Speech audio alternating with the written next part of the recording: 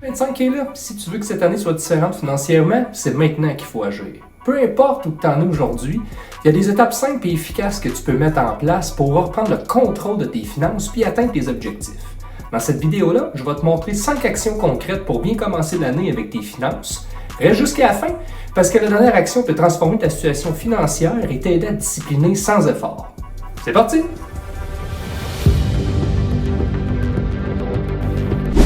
La première étape pour 2025, c'est de fixer des objectifs clairs. Où tu veux être financièrement à la fin de l'année. Est-ce que tu veux économiser pour un voyage, rembourser des dettes ou investir? Faut que tu sois précis. Écris que tu veux économiser par exemple 5 000 $ pour tes vacances, fixe un deadline, puis décompose cet objectif-là en petites étapes mensuelles. Par exemple, mets de côté 420 $ par mois.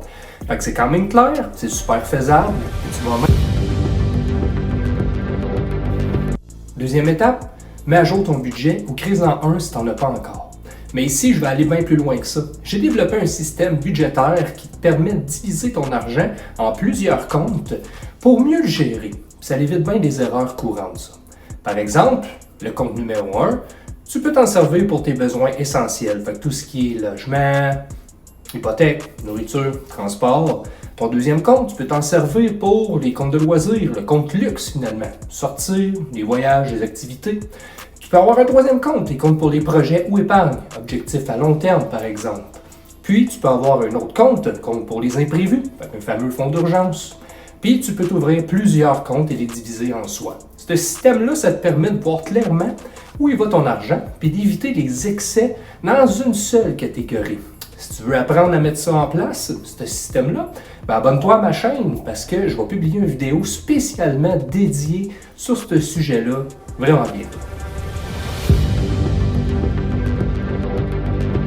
Tu serais surpris de voir combien qu'on gaspille à chaque mois sur des abonnements inutiles, des achats impulsifs ou même des choses qu'on ne se rend même pas trop compte. Prends le temps de revoir tes transactions des 3 derniers mois, puis identifie ce que tu peux couper. Exemple, un abonnement sur une plateforme que tu n'utilises plus, ou des repas au resto qui sont beaucoup trop fréquents, ou encore aller au dépanneur, puis t'es comme un petit 2 piastres à gauche à droite. Chaque dollar que tu sauves ici, ça peut être réinvesti dans tes objectifs financiers. C'est sûr que tu es placé à l'étape numéro 1. Investir, ça peut faire peur, mais c'est une des clés pour faire croître ton argent. Tu n'as pas besoin de commencer avec des milliers ou des millions de dollars, même 50$ par mois dans un CELI ou dans un REER, c'est un bon début. C'est bien mieux que ceux qui ne font pas pantoute. Le plus important, c'est de commencer tôt, parce que les intérêts composés font toute la différence. Puis ça, plus qu'on commence tôt, la seule chose qu'on ne peut pas récupérer, c'est le temps. Si tu as des questions sur les meilleurs placements pour toi, n'hésite surtout pas à me contacter. La dernière étape, et non la moindre, c'est de vérifier tes contrats d'assurance, tes protections.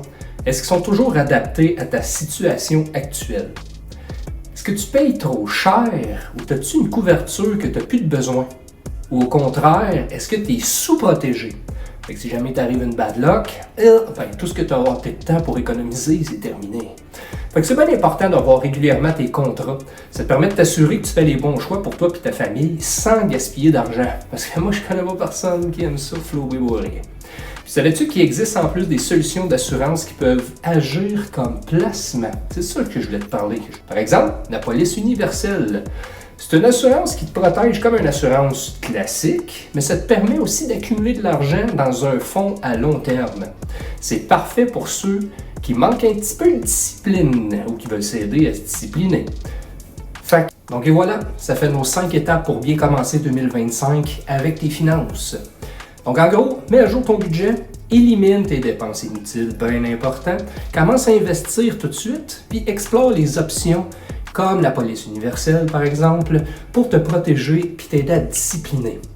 Si tu veux en savoir plus sur mon système budgétaire ou sur les options de protection, abonne-toi, reste connecté, je suis là pour t'aider, puis on va ensemble faire que cette année soit différente financièrement de l'année dernière. Merci beaucoup d'avoir regardé, puis à bientôt pour une prochaine vidéo.